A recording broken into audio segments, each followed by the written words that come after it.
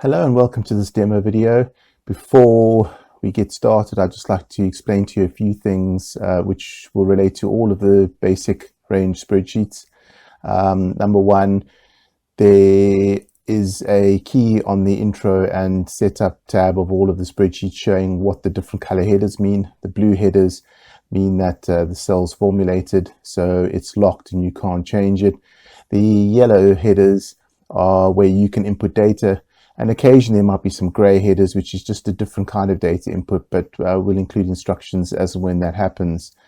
The other thing that you can be aware of is there are ways in which you can damage the spreadsheet. So please do take a look at the link where you see this image, which will take you to a web page to show you how to better preserve your spreadsheet.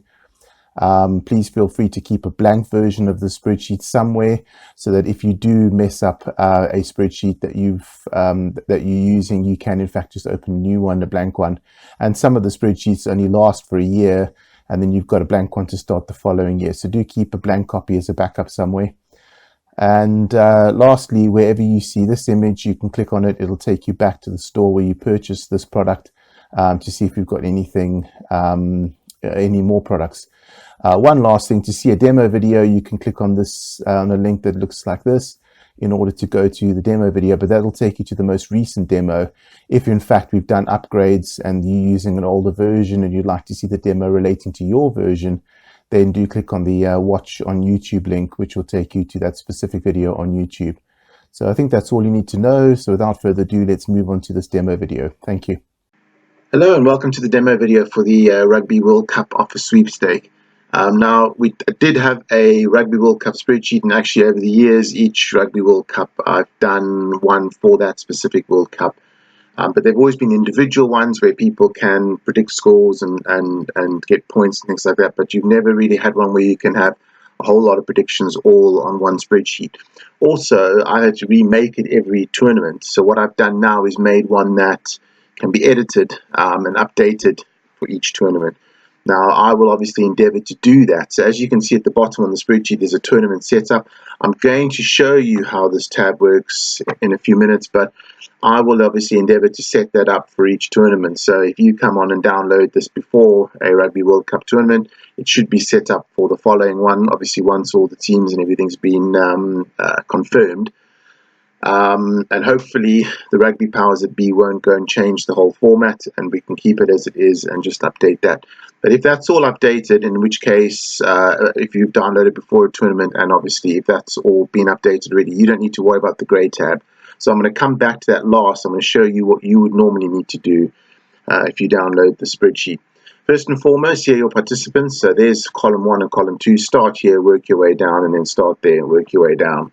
What that does is you can list the number of people, the names of the people who are going to be in your sweepstake, whether it's your office or your school or your college or your whatever, doesn't really matter, group of friends, whatever it might be. You can list the names. Don't put any duplicate names in, because the spreadsheet's not going to be able to differentiate between the two.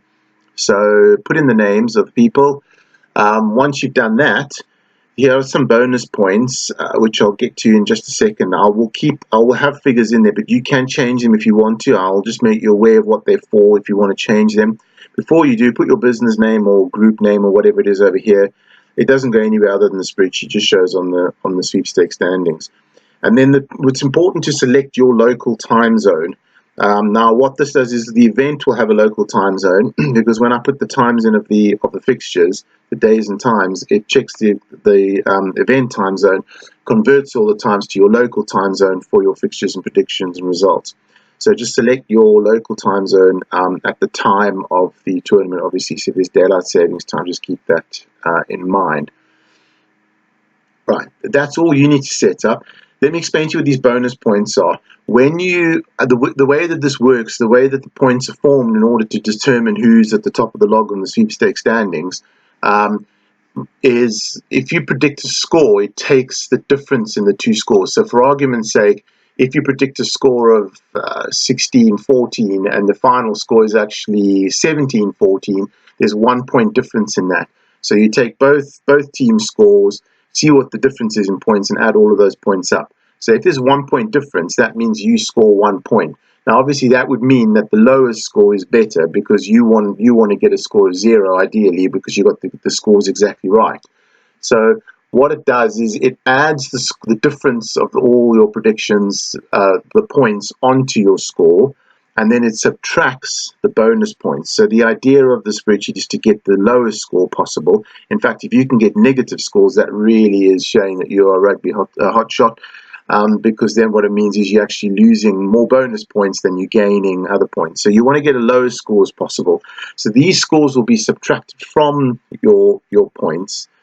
These points. So the first one is for an exact score match. So in other words, if you predict 25-14 and the final score is 25-14, you get 10 bonus points, or so 10 bonus points to yourself subtracted from your score. The right result, meaning you predict if you predict an England win, then you get it right regardless of what the score was. And if you predict a draw and the outcome is a draw, you get another 10 bonus points subtracted. Now, if you predict, for example, that it's going to be a 15-15 draw, and it is a 15-15 draw, you get all three, because you get the draw predicted, you get the right result, and you get the exact match. And if you get the exact match, you get the 10% for the exact match and the 5 for the right result. So it's a cumulative score. You don't just get one, you'll get all three that apply subtracted from your score. So if the first match you predict the exact right score, you get 0 points for getting the score exactly right, and then you subtract 25, so you will be minus 25, which is obviously the best score you can get for a particular match. That's how it works. So you want to get the lowest score possible. You can adjust those figures if you want, but after a bit of testing, I've come up with those figures, and that matches the Six Nations one that I've got as well. So really, I would leave it at what it is. But if you do want to change it, you can. So that's the first intro setup. As I said, I'm going to come back to the tournament setup at the end of this video, because you probably won't need to fiddle with that. But also, if I've made a mistake on that setup and you figure it out via the fixtures and predictions, then you can come back and I'll show you how it works. So you can, in fact, change things should you need to. But next you move on to the predictions, fixtures, predictions, and results. Now, these fixtures are all determined by your tournament setup. They're the dates in your local time. All you need to do, you'll see here will be a list of names. So if we go to the intro and setup, I'm actually just going to put my name in here. So if you go to the fixtures there, you'll see my name's in the first one. So what you do here is you just take my prediction. So if you ask me what's going to happen between Japan and Russia, if I say 21-16, for example, then that would be my predicted result. And then the next person would be here, the next person there, and so on and so forth. And you can just predict all the games down for me. Obviously, you can only predict as far as the end here. The next batch, although it's got the names in here, it's just got the names of the current people who are top of the log. And because we haven't played the pool fixtures yet, this is obviously not. This may not be the case come the end of it.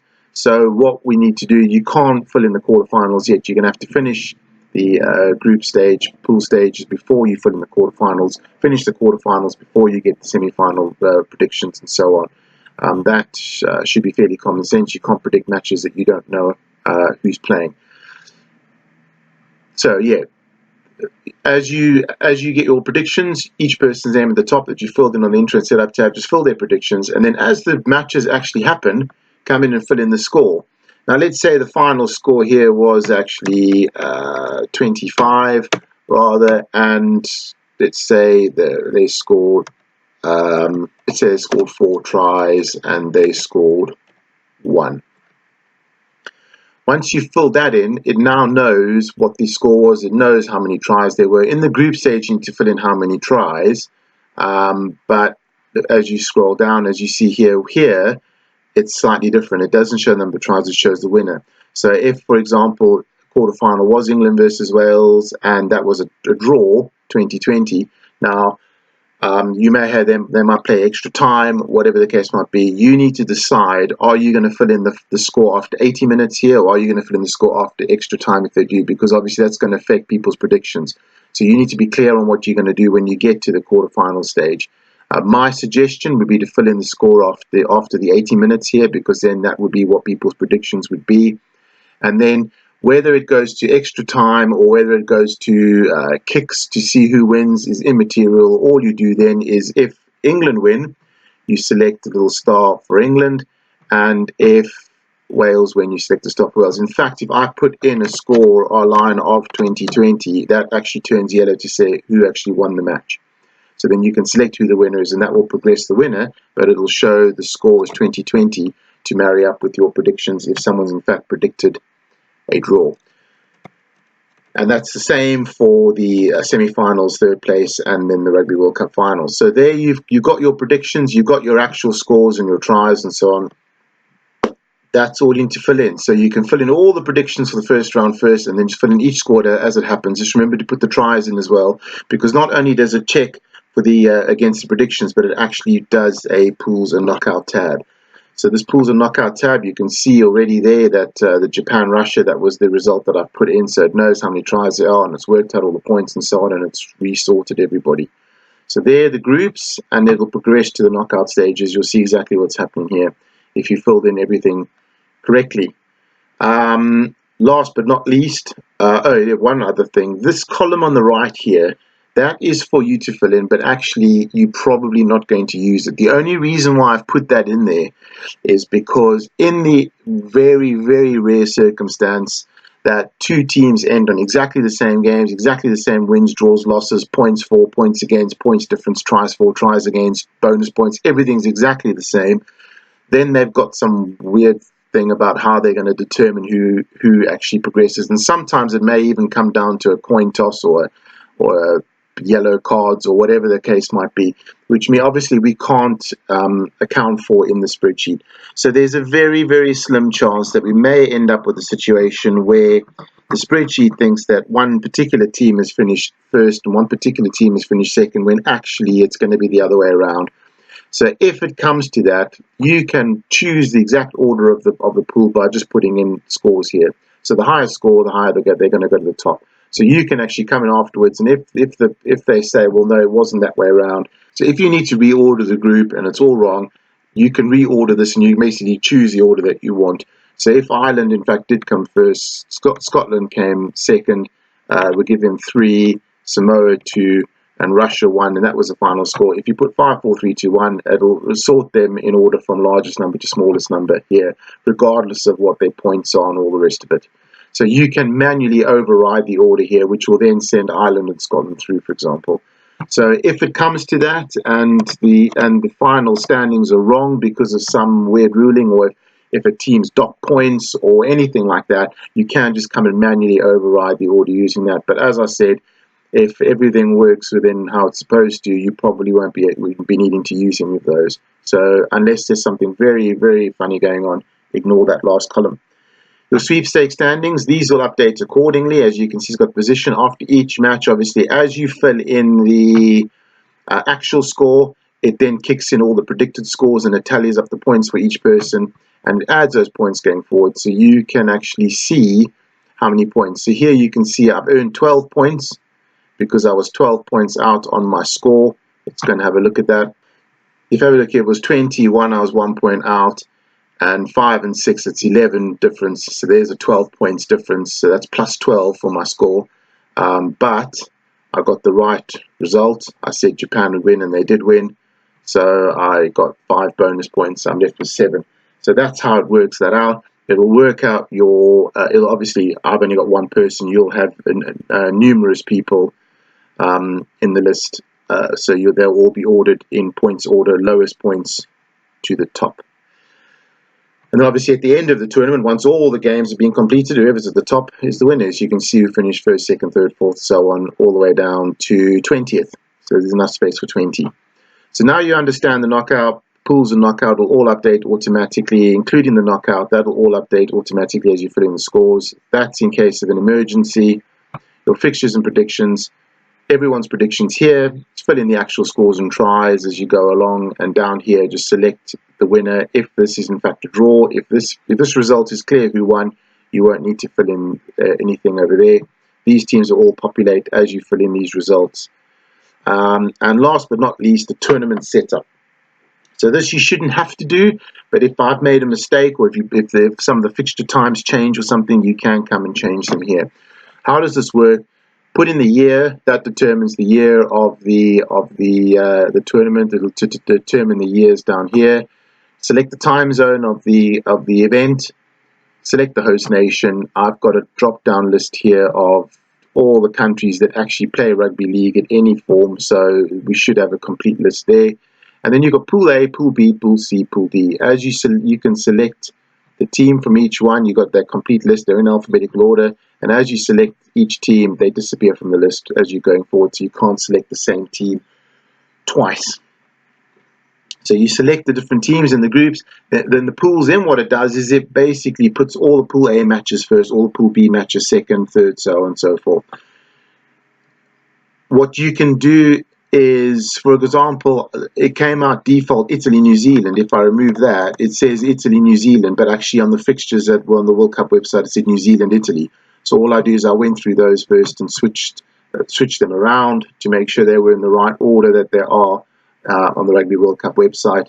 That tells me which pool they're in. That's automatically set. Then I put in the dates of each one and the local time of each one as an hour. So 7:45, 19:45, and then it showed me the date that those two added together just to make sure I got them both right. Because sometimes if you put something in that doesn't recognize as the date, it won't show up here. So that shows the date that it's going to use, but then obviously that still needs to go through the filter of the time zones and stuff to get to your date on your fixtures and predictions tab. So once I've got all those, it knows which order to sort the games in, because it sorts them all into date and time order. So it knows which order those games are in, because they won't necessarily be right as you started. In fact, they definitely won't be right as you started, because they're all grouped together by group. It's the same for the quarterfinals, but here what you do, instead of choosing, putting in the date and time, here you actually select. So there I've selected C1, but it's disappeared because I've got everything else. So you basically select winner of Group C versus second of Group D, winner of Group B versus second of Group A, and so on. You select which teams are playing each other. You'll be able to find that on the website of the World Cup.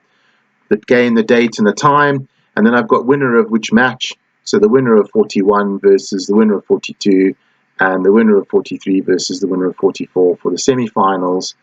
And then the loser of 45 versus 46, and the winner of 45 versus 46.